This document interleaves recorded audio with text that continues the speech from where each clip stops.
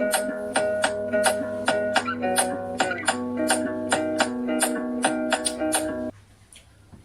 viewers, welcome back to our channel Math Zone with PP. I am Sanjeev Kumar. Today I want to provide you quick revision notes of chapter 14, that is environmental chemistry of class 11th. तो आज मैं आपको class 11th की chapter 14 जो इसकी last chapter है वो environmental chemistry, उसकी क्विक रिवीजन नोट्स प्रोवाइड करता हूँ। तो आइए स्टार्ट होते हैं अब। हाँ तो आइए अब हम स्टार्ट होते हैं। ये चैप्टर 14 है केमिस्ट्री की, क्लास 11th की। ये लास्ट चैप्टर है इन्वायरमेंटल केमिस्ट्री। तो इसके बारे में जानकारी प्राप्त करते हैं। तो environmental chemistry deals with the study of the origin, transport, reactions, effects, facts of chemical species in the environment.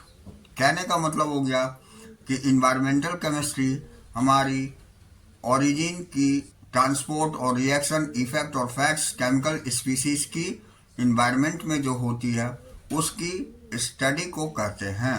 यानी इन्वायरमेंटल केमिस्ट्री हम किसी भी स्पीसीज की origin, transport, reactions, effects, facts और केमिकल स्पीसीज की इन्वायरमेंट में जो होती है वो जानते हैं। अब इन्वायरमेंटल पोल्यूशन है।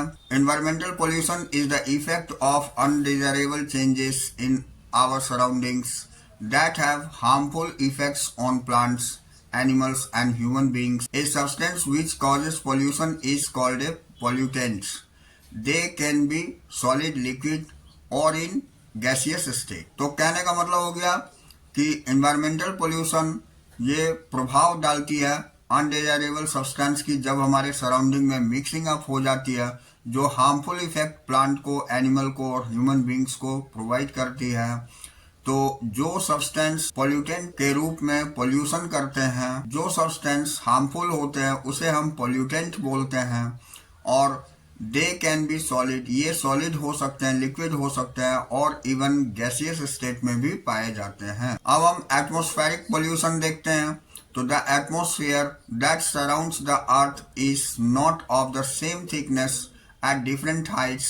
Atmospheric pollution is generally studied as tropospheric or stratospheric pollution. The ozone layer prevents about 99.5% of sun's ultraviolet rays. Atmospheric pressure हमारे अर्थ के सराउंडिंग जो थिकनेस होती है, हाइट के डिफरेंस के आधार पर एटमॉस्फेरिक पोल्यूशन ये स्पेशली हम लोग ट्रोपोस्फेरिक और स्ट्रेटोस्फेरिक पोल्यूशन हम उसे बोलते हैं। और ये ओजोन लेयर जो होती है वो हमारे पृथ्वी पर 99.5% सन्स की अल्ट्रावायलेट रेस को एब्जॉर्ब कर लेती है। अब ट्रोपोस्फेरिक पोल्यूशन देखते हैं। तो tropospheric pollution occurs due to the presence of undesirable solid और gaseous particles in the air.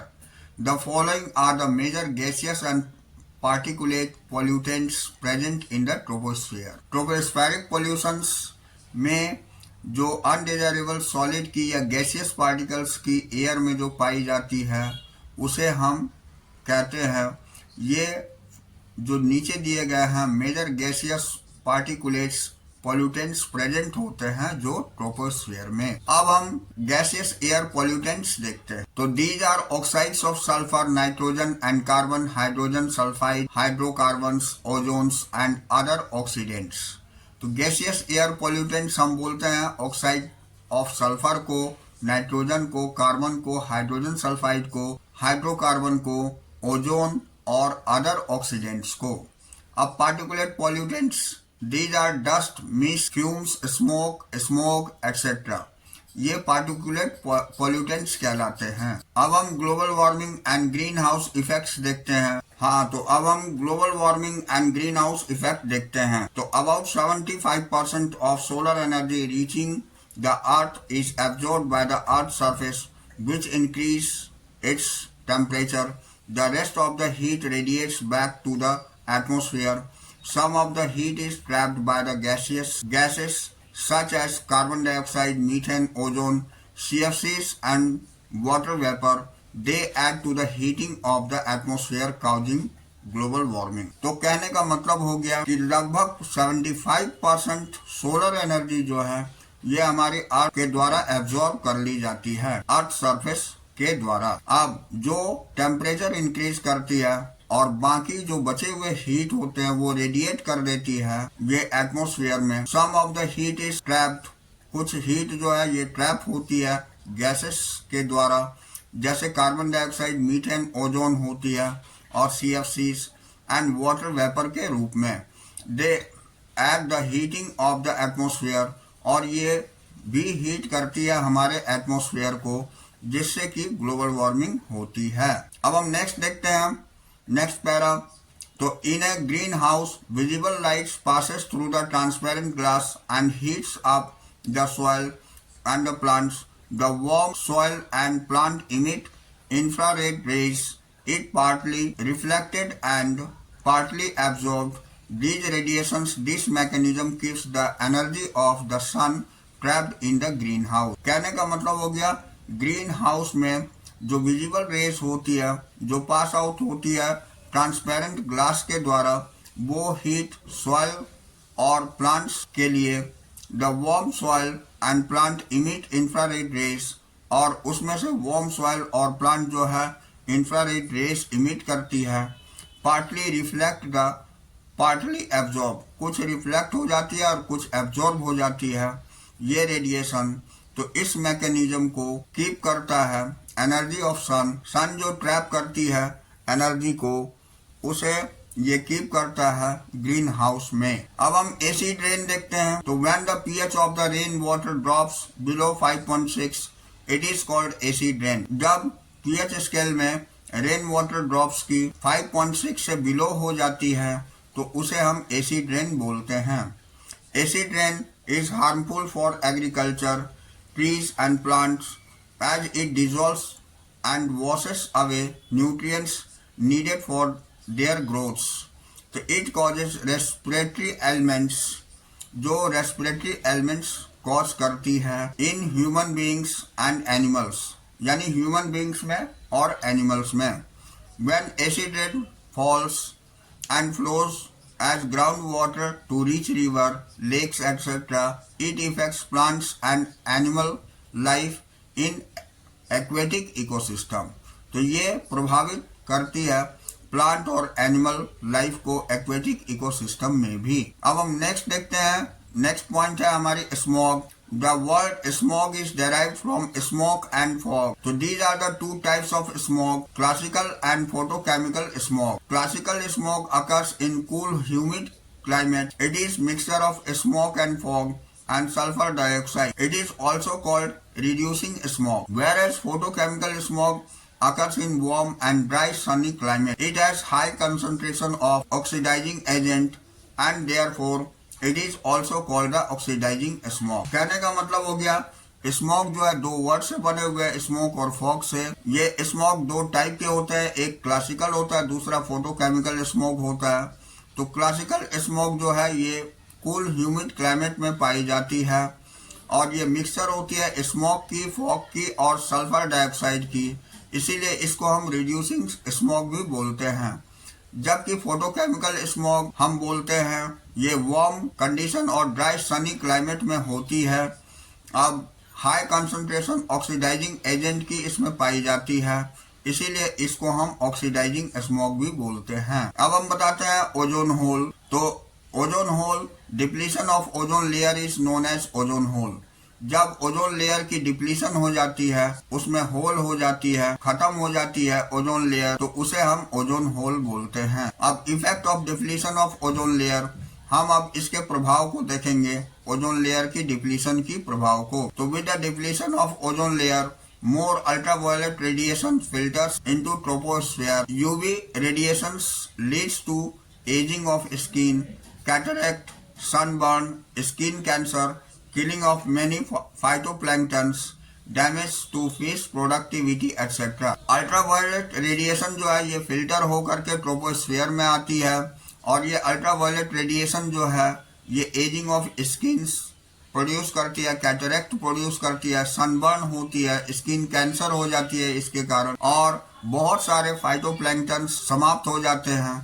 और ये फिश प्रोडक्टिविटी भी डैमेज करती है। अब हम वाटर पोल्यूशन देखते हैं। तो contamination of water by foreign substance which make it harmful for health of animals and plants और aquatic life and make it unfit for domestic, industrial and agriculture use. कहने का मतलब हो गया कि वाटर की कंटामिनेशन होने से, यानी अनडिजायरेबल सब्सटेंस जब वाटर में मिल जाती है तो वो वाटर कंटामिनेट हो जाती है। तो ये फॉरेन सब्सटेंस वही है जो अनडिजायरेबल सब्सटेंस होते हैं।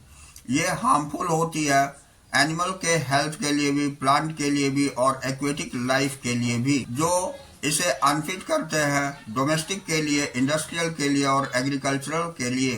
तो इसे हम वाटर पोल्यूशन कहते हैं। अब हम next point sources and causes of water pollution देखते हैं। तो इसका पहला पॉइंट होता है सीवेज एंड डोमेस्टिक वेस्ट, दूसरा होता है इंडस्ट्रियल इफ्लुएंट और तीसरा होता है एग्रीकल्चर इफ्लुएंट और चौथा होता है सिल्टेशन, मिक्सिंग ऑफ सॉइल और rock into water. Next point होता है थर्मल पॉल्यूटेंट्स और नेक्स्ट रेडियो एक्टिव डिस्चार्जेस। तो इन सब वजह से वाटर पॉल्यूट होती है। यही फॉरेन सब्सटेंस पाई जाती है वाटर में जो वाटर को पोल्यूट करती है। यूट्रोफिकेशन देखते हैं। तो this process in which nutrient enriched water bodies support A dense plant population which kills animal life by depriving it of oxygen and result in subsequent loss of biodiversity is known as eutrophication. कहने का मतलब हो गया कि ये process होती है nutrient enrich water bodies के अंतर्गत जो सपोर्ट करती है डेंस प्लांट पॉपुलेशन को, जिसके द्वारा एनिमल लाइफ समाप्त हो जाती है, डिप्राइविंग इसकी ऑक्सीजन की हो जाती है और रिजल्ट इसका सब्सिक्वेंट लॉस ऑफ बायोडाइवर्सिटी होती है, जिसे हम यूट्रोफिकेशंस बोलते हैं। अब नेक्स्ट पॉइंट बीओडी देखते हैं। The amount of oxygen required by bacteria to break down the organic matter present in the certain volume of sample of water is called biochemical oxygen demand। इसी को हम BOD बोलते हैं। तो कहने का मतलब हो गया इसमें ऑक्सीजन की अमाउंट जो रिक्वायर होती है बैक्टीरिया के द्वारा ब्रेक डाउन करने के लिए ऑर्गेनिक मैटर को, जो प्रेजेंट होते हैं सर्टेन वॉल्यूम में सैंपल ऑफ वाटर में, और इसी को हम बायोकेमिकल ऑक्सीजन डिमांड बोलते हैं, जिसे बीओडी कहा जाता है। अब हम सॉइल पोल्यूशन देखते हैं। तो insecticides, pesticides and herbicides cause soil pollution. कहने का मतलब हो गया कीटनाशक जो होते हैं इंसेक्टिसाइड्स, उसी तरह पेस्टिसाइड्स और हर्बिसाइड्स जो होते हैं, यही हमारी सॉइल पोल्यूशन का कारण होता है। अब नेक्स्ट पॉइंट ग्रीन केमिस्ट्री। तो green chemistry as a way of thinking and is about utilizing of existing knowledge and principles of chemistry and other science to reduce the adverse impact of environment. Green chemistry is a production process that would bring out minimum pollutions or deteriorations to the environment. Utilization of existing knowledge base for reducing the chemical hazard along with the development of activities is the foundation of green chemistry। कहने का मतलब हो गया कि green chemistry के द्वारा हम लोग नॉलेज प्राप्त करते हैं और वो प्रिंसिपल केमिस्ट्री की जानकारी प्राप्त करते हैं साइंस के द्वारा, जो रिड्यूस करती है एडवर्स इम्पैक्ट इन्वायरमेंट में। जो ग्रीन केमिस्ट्री के अंतर्गत प्रोडक्शन प्रोसेस होती है जो कि हमारी पॉल्यूटेंट्स को मिनिमाइज करती है और इन्वायरमेंट को क्लीन करती है। यूटिलाइजेशन, इस तरह की नॉलेज की यूटिलाइजेशन रिड्यूस करती है हमारी केमिकल हजार्ड को और डेवलपमेंट एक्टिविटीज, इसे ही हम फाउंडेशन ऑफ ग्रीन केमिस्ट्री बोलते हैं। अब हम इस चैप्टर की इम्पोर्टेंट क्वेश्चंस दिखाते हैं जो 1 मार्क्स, 2 मार्क्स और 3 मार्क्स के क्वेश्चंस हैं। तो आइए हम देखते हैं 1 मार्क्स क्वेश्चन। तो यहाँ पहला क्वेश्चन दिया हुआ है what is the name of compound formed by CO combined with blood. Answer है कार्बोक्सिल हीमोग्लोबिन। ये कार्बोक्सी हीमोग्लोबिन होती है। दूसरा question which zone is known as ozone sphere. तो ये स्ट्रेटोस्फीयर होती है। तीसरा question which main gas exist responsible for damage in ozone layer. तो इसका होता है answer NO nitrogen monoxide and CFC, जिसको हम फ्रियोन्स भी बोलते हैं। Next question, what is the nature of classical smog? तो ये रिड्यूसिंग होती है। Next question, name the acids which responsible for acid rain? तो ये H2SO4 होती है, HNO3 होती है एंड HCl होती है। Next question, list out the gases which are considered as major source of air pollution? तो ये कार्बन मोनोऑक्साइड होती है, सल्फर डाइऑक्साइड होती है एंड ऑक्साइड्स ऑफ नाइट्रोजन होती है। तो what is PAN stands for? तो it is the peroxy acetyl nitrate. ये पेरोक्सी एसिटाइल नाइट्रेट को ही हम PAN बोलते हैं। Give the example of insecticides? तो ये DDT BHC होती है। Next question, which gas is mainly responsible for Bhopal gas tragedy? तो ये मिथाइल आइसोसाइनेट था। अब next question, what should be the tolerable limit of fluorine ion in drinking water? तो ये 1 ppm और 1 mg पर DM3 ये थी हमारे इम्पोर्टेंट 1 मार्क्स क्वेश्चन। अब हम 2 मार्क्स क्वेश्चंस देखते हैं। तो पहला क्वेश्चन है, what is acid rain, how it is harmful to the environment? तो इसका आंसर देखिए, acid rain is the rain water mixed with the small amount of sulphuric acid, nitric acid along with the hydrochloric acid, which is formed from the oxides of sulfur and nitrogen present in the air as pollutants. It has the pH of 4 to 5. Harmful effect of acid rains. यहाँ हम harmful effect of acid rains देखते हैं। तो it is toxic to vegetation and aquatic life. दूसरा होता है it damages buildings and status. It damages buildings and status. अब next question देखते हैं। तो what do you mean by greenhouse effects? What is the role of CO2 in the greenhouse effect? तो इसका answer देखते हैं। It is the phenomenon in which Earth's atmosphere traps the heat from the sun and prevent it from the escaping in outer surface. Gases such as CO2, methane, ozone, CFCs are believed to be responsible for this effect. Heat from the sun after being absorbed by the earth absorbed by CO2 and then radiated back to the earth, thus making the environment of the earth warm. Third question हम देखते हैं। तो इसमें दिया हुआ है कि which gases are responsible for greenhouse effects, list some of them. तो इसका आंसर हो जाएगा CO2 is mainly responsible for greenhouse effects. Other greenhouse gases are methane, nitrous oxide, water vapor. उसके बाद next question, what is smog? How is classical smog different from the photochemical smog? तो इसका answer हो जाएगा, the word smog is a combination of smog and fog. It is the type of air pollution that occurs in many cities throughout the world. Classical smog occurs in cool humid climate. It is called reducing smog. Whereas photochemical smog occurs in warm and dry sunny climate.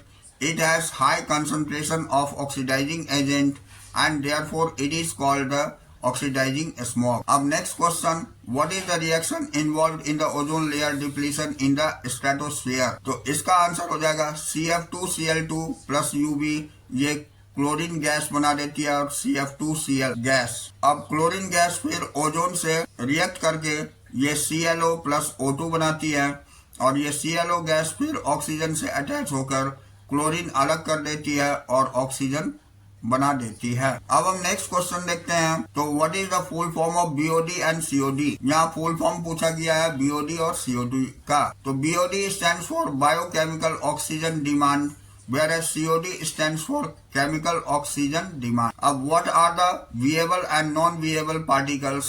तो viable particles हम बोलते हैं they are minute living organisms that are depressed in the atmosphere including bacteria, fungi, molds, algae, etc. अब non-viable particulates हम बोलते हैं they are formed by the breakdown of layer materials or by the condensation of minute particles and droplets. अब next question है what is BHC? Give the IUPAC name.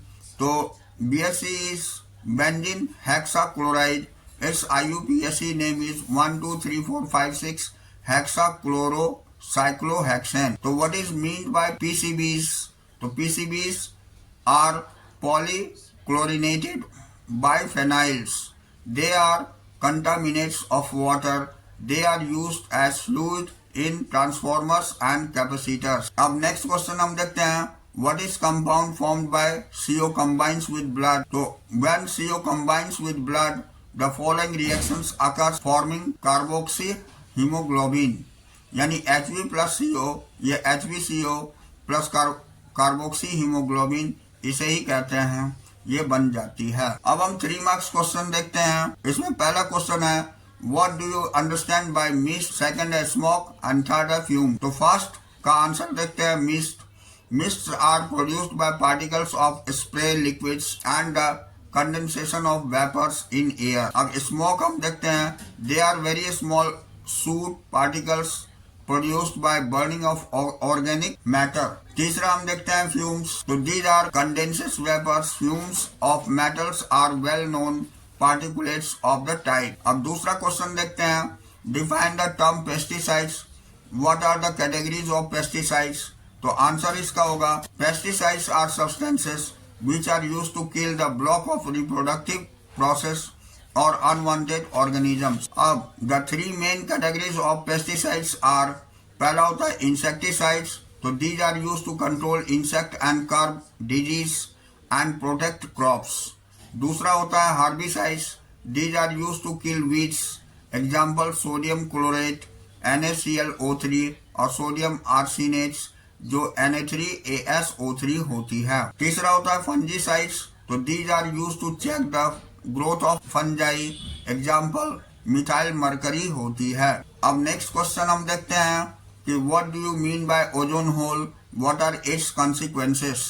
तो depletion of ozone hole creates some sort of holes in the blanket of ozone which surrounds as, this is known as ozone hole. इसमें first है कि with the depletion of ozone layer, UV radiations filters into the troposphere, which leads the aging of skin, cataract and sunburn, etc. Second है, by killing many of the phytoplanktons, it can damage of fish productivity. अब उसके बाद next question है कि what are harmful effect of photochemical smog and how can they be controlled? इसके answer में पहला है, photochemicals smog causes eye irritations.